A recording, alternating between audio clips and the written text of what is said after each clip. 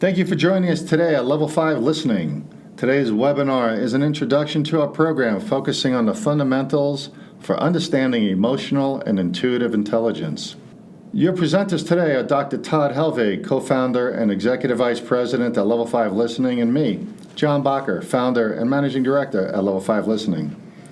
Todd is a clinical psychologist with over 20 years of experience in mentoring and consultation services.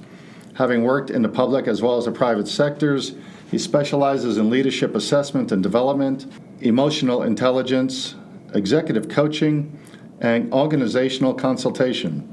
He is passionate about helping both new and veteran leaders be their best and truly enjoys assisting in the selection of the strongest candidates for their teams. And I've spent more than 25 years in corporate America holding senior level positions in many large, well-known retail and hospitality organizations, serving in key leadership roles overseeing operations, security, and risk management. I am a trained professional investigator, interviewer, and seasoned leader, and have developed and utilized the Level 5 listening techniques to aid myself and other executives in managing performance, productivity, profits, and most importantly, people. It is my pleasure to introduce to you Dr. Todd Helvig. I'd like to talk a little bit about emotional and intuitive intelligence. I walked into a presentation that you were completing with a group of individuals who wanted to know more about intuitive intelligence. And I was struck by the fact that what you were really talking about was reading people's emotions through their body language. And that was the intuitive intelligence you were talking about.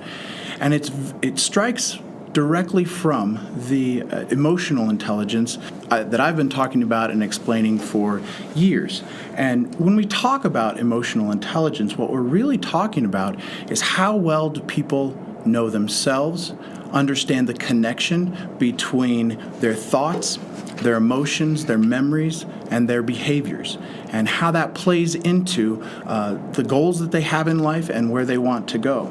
So when I think about emotional and intuitive intelligence, again, it's the thoughts, the emotions, and the behaviors as they play into our relationships, as they play into our ability to communicate with other people, our interpersonal style and how we interact with people, and our professional goals and what we're able to accomplish. So really what we're talking about is learning the power that emotions have in our lives, because it's really an untapped potential. And I've probably said this 100 times that one of the powers that we have, it's almost like a hidden superpower that we have, is our potential to understand how our emotions play into what we do, and potential to use our emotions to guide us, and then learn about what other people are experiencing so that we can help guide others. And that's something that not a lot of people pay attention to, and it's a real strength if we know how to use it. Emotional intelligence, when it comes to our brain and body connection, is something that, again, is another thing that we don't always pay attention to. And I think what you'll hear again and again through the presentation of intuitive intelligence and emotional intelligence and social intelligence is really paying attention to things that you haven't paid attention to before. When we come to the brain and the body connection, what we're talking about is the fact that our memories are laden with emotion. Our memories, and some of them are very strong emotions, and some of them are very not so strong emotions.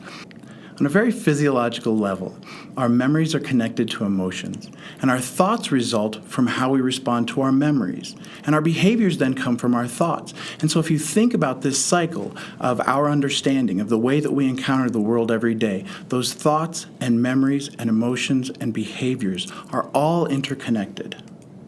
So when we talk about emotional intelligence, what we're talking about is making that subconscious process, that thing that we don't think about very often or at all, which gives us the ability to think about how we're choosing to understand our world, how we're choosing to be involved in the thoughts and the behaviors that we have.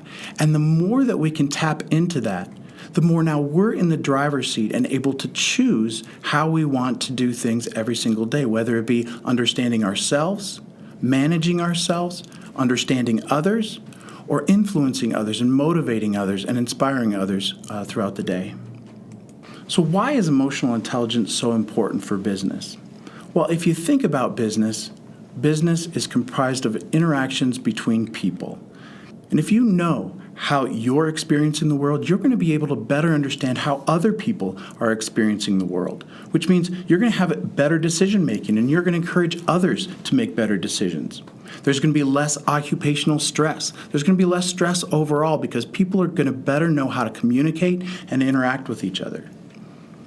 We see reduced staff turnover all the time because people understand that they're included and understood in that environment, they can communicate well, and they want to interact more. Increased personal well-being. If you know how to take care of yourself and you can help others take care of themselves in those very same situations, then there's increased well-being across the board, which again leads to increased leadership. Because now people are listening to what you have to say. They understand that you understand what they're experiencing. And that allows them to be better leaders, and it allows you to be a better leader. And overall, then we have increased team performance. Because they want to communicate, and they want to be able to achieve their goals overall, and they know that they can rely on each other to do that. So why is emotional intelligence important for business? Leadership specifically. If you know what you're experiencing and you know how to manage what you're experiencing, and then you know what others are experiencing, and you can help them get to that point where they're doing what's best for the company and best for themselves, then you have the ability to ignite their passion. You have the ability to inspire them to do whatever it is that they need to do for themselves and for the company and the organization to move forward. And that increases motivation. People are always motivated to do those things that they're inspired to do. And overall, across an organization, we're able to develop and strengthen those relationships. One of the unique things about people who have emotional intelligence and social awareness and intelligence is the ability to collaborate more. Create more of those synergistic relationships with people, those dynamic relationships where people look for you and seek you out because you can lead them and you understand them and you want to help them get to where they can go, which is in line with where the company and the organization needs to go. This impacts efficiency. Supportive and courteous teamwork comes from that, regardless of where somebody lays in an organization, whether they're a frontline staff person working with consumers, whether they're a supervisor, a manager, or a director, or whether they're an executive leading the organization. The four main components we go into in our training really revolve around how to maximize the power of emotional intelligence. The first being self-awareness.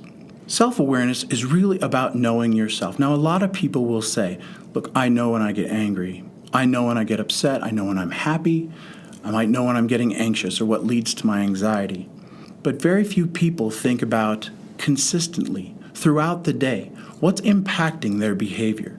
What thoughts are they having connected to what memories, connected to what emotions are driving some of their behaviors on a day-to-day basis, on a regular basis. The more you know yourself, the more you're going to know how you're going to make decisions because of that. And that then takes us to self-management. Because once we understand ourselves, now we get to choose the things that we want to do and say based on the way that we understand the thoughts that we're thinking and their connection to our emotions. The beautiful thing about self-management is that once we understand the way that we're experiencing things and how we can control how we're experiencing things and the choices that we make, now we can help others through their self-management, through relationship management, understand how we can better relate to them and how they can better relate to us, how we can inspire them as leaders and manage what's going on in the organizational environment. That's social awareness. A lot of people will say they have empathy, but empathy comes from a true social awareness of how the interaction is playing out and how that person is responding to you, given the demands of the situation around you. And that takes a lot of practice. It takes a lot of practice. It's not just something that is innate in people. Some people are better skilled at it because they do pay more attention to it.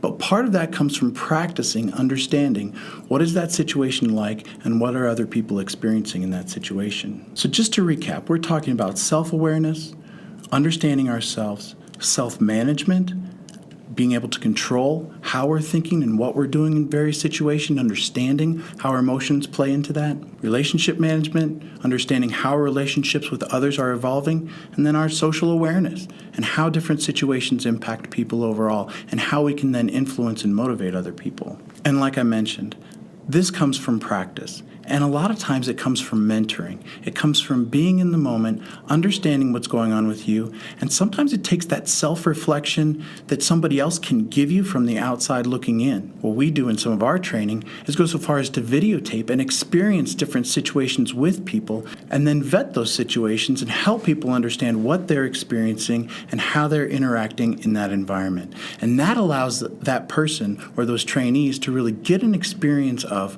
how are other people experiencing me? How are other people perceiving me? What are other people seeing in me? And how does that relate to my emotions and my experience of that situation? And how am I going to learn to pair those things up as I move forward? And that's where the mentoring and the practice comes in. Wow, Todd, this has been so insightful up until now. I tell you, I've been doing this for 25 years, and prior to meeting you, I knew what I was doing and how to do it, teaching intuitive intelligence, but I didn't know why. So thank you for your full explanation in that area.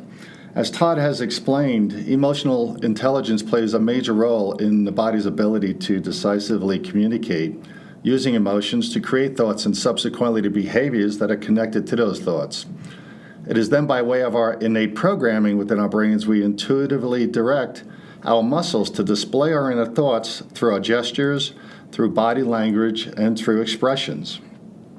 We call this intuitive intelligence, understanding how nonverbal communication plays a major role in messaging our real emotions and thoughts to another person or to a group. The critical issue to remember is that our bodies sometimes react faster than our rational thinking allows, and if we're not consciously aware of what our physical body is communicating, the person we are talking with may observe disclosing actions or postures or facial expressions that may not clearly explain what we are truly talking about and the words we are speaking. Very often, our thoughts and emotions move ahead of our rational and cognitive thinking, resulting in our true display of emotions, including doubt, frustration, contempt, or fear, which may not be the most appropriate responses to the situation or the conversation at hand.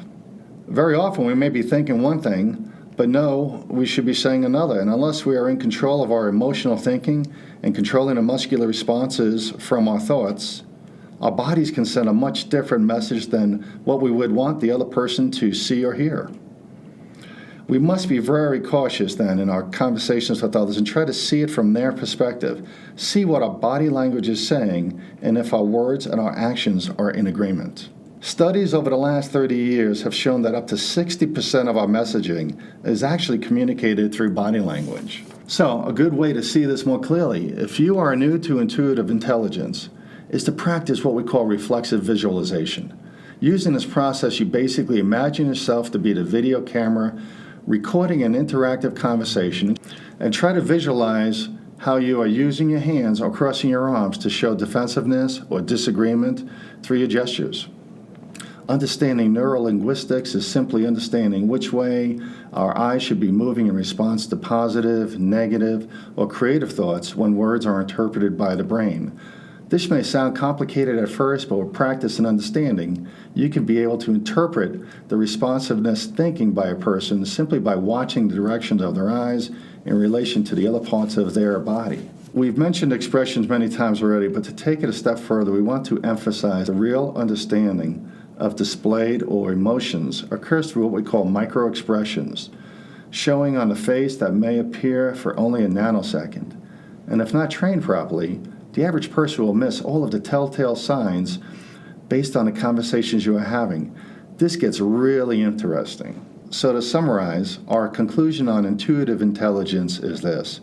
It's really what the other person is not saying, but rather displaying through body language and gestures and expressions that is critically important. And going forward, I'm sure that the simple education you've come to realize in this hour, you will start to identify and focus on other people's behaviors, non-verbally and verbally, their expressions and gestures in ways that you have been most likely missing to better understand how their mind is working and how their thoughts are being processed in relation to the conversation you're having with them or they are having with someone else.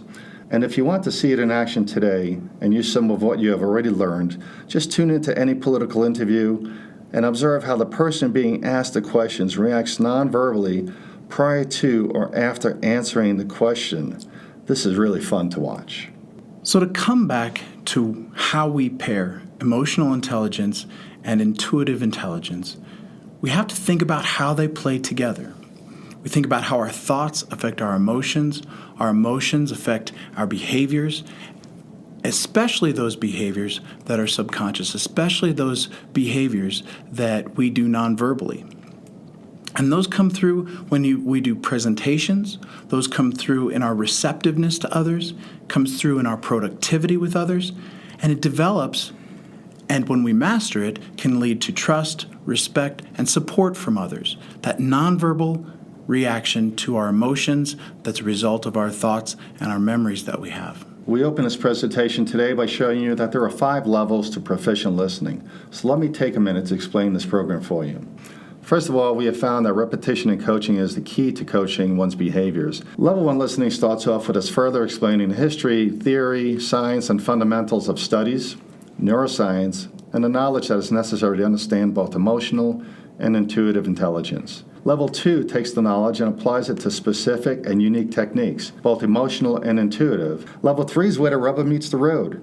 This session is comprised of multiple real-life scenarios and situations where groups of students work interactively in various role-play scenarios that represent real-life challenges and situations in business where many struggle. Level 4 is designed to enhance what has been learned and specifically to improve interviewing skills for human resources and supervisory personnel who may be challenged in clarifying conversations and truths in employee relations and candidate screening and selection processes. And then we conclude with Level 5 listening, which we also described as our mastery class.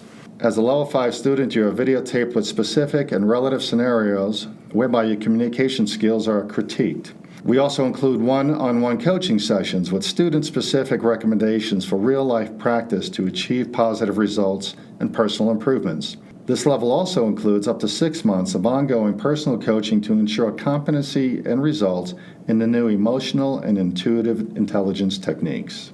So we build emotional intelligence and intuitive intelligence skills so that you can improve your relationships, have more impactful communications with authenticity, develop team loyalty and peer respect, get colleagues to collaborate more and more effectively, increase productivity, reduce turnover, and increase satisfaction for an organization. That's the byproduct of blending emotional intelligence skill development with intuitive skill development. And that leads to personal and professional success. We've seen it time and time again. Dr. Todd and I would like to thank you for your participation and attention today and spending time with us to learn how you can communicate with impact and improve your professional and personal communications. For more information, please contact myself or Dr. Todd Helvig. You can find out more about us at www.level5listening.com and on Facebook at facebook.com/level5listening and also on LinkedIn at Level 5 Listening. And as a special offer for attending our session today, we'd like to offer you our Level 1 listening class, The Secrets to Emotional and Intuitive Intelligence, for only $79. That's $100 off the regular attendee price if you log on to our website within 7 days and use the promotional code EQ when making your reservation. Our next Level 1 listening webinar is scheduled for the first week of March. And now it looks like we have about 10 minutes remaining to take some questions. So let me start with a few that came in during the session. If you have comments or inquiries, please use the chat box to the right on your screen to send us your question. Todd, let me take this one. It's from Jennifer, and her question is, how long does it take to get really good at using body language consistently? And part 2 is, and who is your typical client? Okay, that's pretty easy. So, Jennifer, first of all, how long does it take? We estimate through our practice and past clients that 3 to 6 months is the average time for someone to become proficient after learning, practicing, and being coached through the processes we've talked about. You know, we've just touched on some of the body language techniques. We failed to mention a lot of the unique techniques as we failed to mention a lot of the unique techniques that Todd may have touched on regarding anxiety and facial expressions and metabolic reactions to emotions. But, you know, when we talk about body language, we're talking about everything that you do in postures, gestures, from your hands to your head. In my best practice, Jennifer, it takes 3 to 6 months to become consistent in the unique practices that we teach with mentoring and coaching. and feedback. And the second part to your question is, who's your ideal candidate for this teaching? Anyone who thinks they need assistance in how they manage people, gain trust, build loyalty, or even feel confident in one-on-one situations. It could be business people, it could be salespeople, it could be mother and children, teenagers and moms. We've had several classes that focus on personal relationships. But we've trained college grads interviewing for their first career position. We've trained all our executives who felt they were losing their edge in meetings or seeking a career transition. And we've also trained newly promoted managers who just had to know how to lead effectively in situations they were promoted into, where they had to maybe manage people for the first time. So all of these different scenarios will utilize emotional and intuitive intelligence in some way, but for the most part, it's people who just want to improve their personal skills in communication, get ahead in business and their personal lives. I'll take a question here from Philip. He's asking, in terms of practice, what type of practice do we include when we do training around emotional intelligence and intuitive intelligence?